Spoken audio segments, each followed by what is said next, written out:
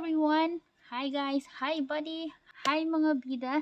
My name is Ferdin Medina. Thank you for watching. Thank you for clicking my video.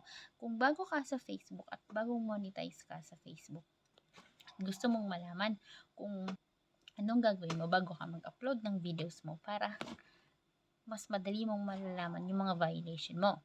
Kung tatanungin mo ako kung may Facebook account ako, yes, may Facebook account ako. Monetize ba yung Facebook account ko? Yes. Monetize ang Facebook account ko. Profile, hindi page.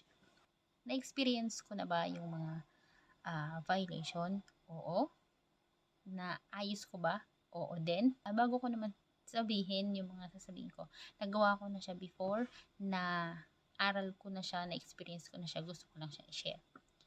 Bago mo i-upload ang mga videos mo, since monetize ang channel mo, ay ang Facebook profile or page mo, gawin mo muna to. Ako, lagi ko tong ginagawa is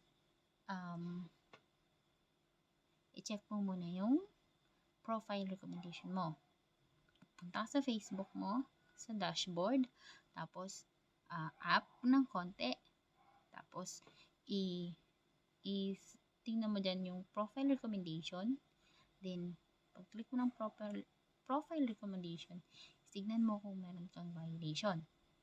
Yung monetization, pagkapunta mo sa profile recommendation, pindutin mo yung monetization, tapos tignan mo kung meron kang violation. Ako yan, may violation, diba? Pero in eligible country, hindi ko alam kung bakit.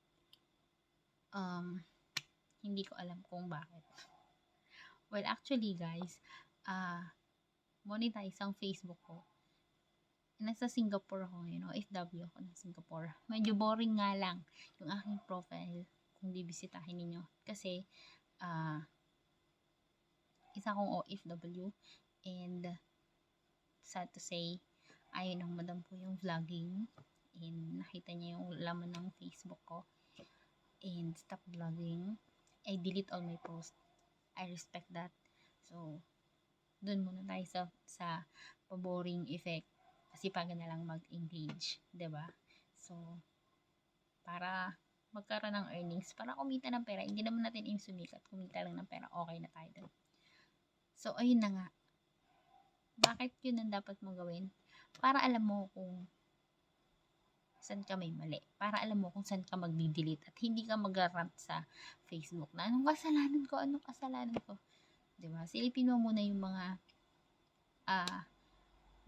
silipin mo muna yung profile recommendation, yung support inbox mo. Pag walang violation, go upload. Pag ilang oras na lumipas, tignan mo kung nagka-violation ka dun sa in-upload mo na bago. So, kung may violation yung bagong in-upload mo, delete mo lang yun. Mag-antay ka ng ilang araw. Huwag ka namang magmadali.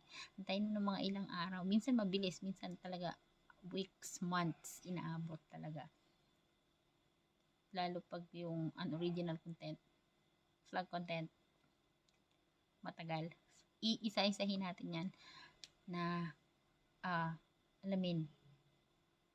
i-tackle dito sa channel natin na to. Naman para lang mabilis kang makapag-delete, para lang mabilis mong mapuntahan or ma-point out kung saan ka may violation. Kasi mahirap talaga, hindi niya sasabihin. Lalo na pagka unoriginal content yung violation mo, hindi niya sasabihin kung saan. Pag flag content, makikita mo. Pag unoriginal, hindi mo talaga madidetect.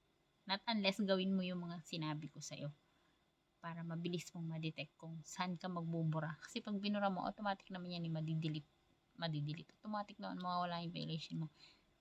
Nang mga ilang araw nga lang. Hindi ganun kadali. Parang uminom ka lang ng gamot, tapos antayin mo namang magkaroon ng bisa bago ka gumaling. Okay? So, see you on my next video. Pasensya na kayo. Boring yung kasi hindi tayo pwede mag-ingay. Okay? Thank you for watching and see you on my next video. Bye-bye!